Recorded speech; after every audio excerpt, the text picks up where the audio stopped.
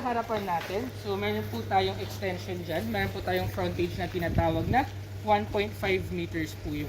So mula po dyan sa pader hanggang dyan po yun sa likod ng poste, property po yan ni Bayo. Okay. So ano po ibig sabihin nun? Pwede nyo pong isagad yung property line natin.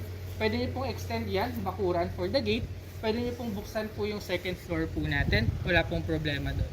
For as long as magkapasa tayo ng plan kay developer sa ating renovation, wala pong magiging problema. You mean yung pwede siyang lagyan ng balcony? Yes Ganun. po, wala po. Okay. Pwede po yun. Okay.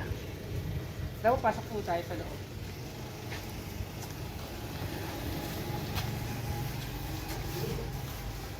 So, expect po natin na medyo luma na po tingnan itong ating model unit. This one po is tinayo 5 years ago. Para po sa model unit ng phase 1, ginagamit pa rin po siya hanggang sa model unit ng phase 2 at ng phase 3. Ganun po siya. So, this one po is not for sold, hindi po ito binibenta.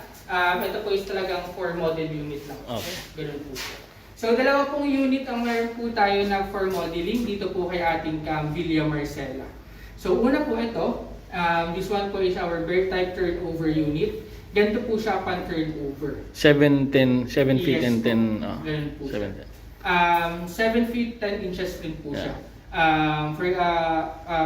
Smooth cement finish na po siya, pipinturahan na lang po. So yung hagdan po natin is kahoy. This one po is regular wood lang po ito. Ganon. Tapos yung CR po natin may complete amenities. This one po is same kay Casa Segovia. May tiles po yan 3 feet high. May toilet, may lavatory. May simple shower at faucet. Though yung simple shower at faucet, ikakabit po yan upon turnover para hindi naman po siya lumatignan. Tama. Ganun po siya. So ito pwedeng palitan ni client. Yes po, pwede po yan palitan ni client. Kahit ano pong gawin niya po sa bahay po niya sa loob, sa labas, possible po yun. Ayun po pala isang heads up pa po natin, no? Kasi po sa ibang developer, hindi po sila pumapayag na palitan yung pintura sa labas. Okay. Aware naman po tayo with that. For example, with them tawag ko ng example. Basta yung ibang developer po, hindi po sila nagpapapayag.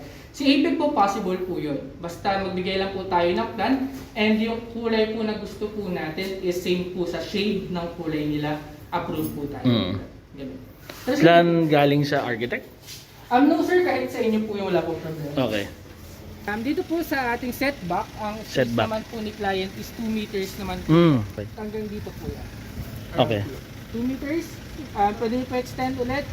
Same as well sa harapan, i-maximize po natin yung ating property line. Pwede natin buksan yung second floor po natin. Okay. Ganyan po. Upon turnover din. Yes po, upon turnover po lahat ng renovations, hindi po tayo pwedeng mag-renovate ng habang ginagawa po yung bahay po natin.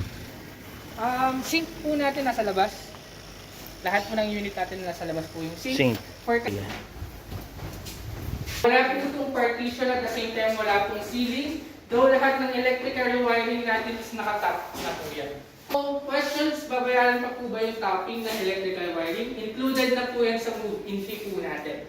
So, for our move-in fee, ang included po doon is yung topping ng electrical wiring, kasama po yung ating maintenance ng road, kasama yung street light, yung bayad po natin sa guard, as well as yung garbage collection.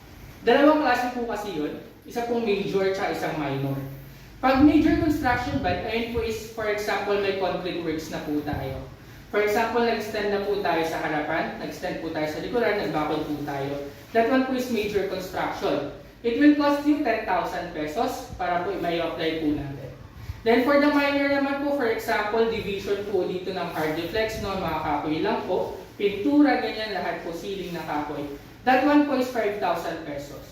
Pero upon application naman po natin ng construction bond, meron naman po silang nakalist dyan kung ano po yung under ng major at under ng minor. Don't worry, lahat po kasi ng construction bond natin is refundable.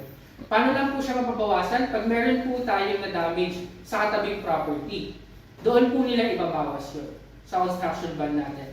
Pero for as long as wala po tayong na-damage sa katabing property, makakuha po natin ng buo yung construction bond.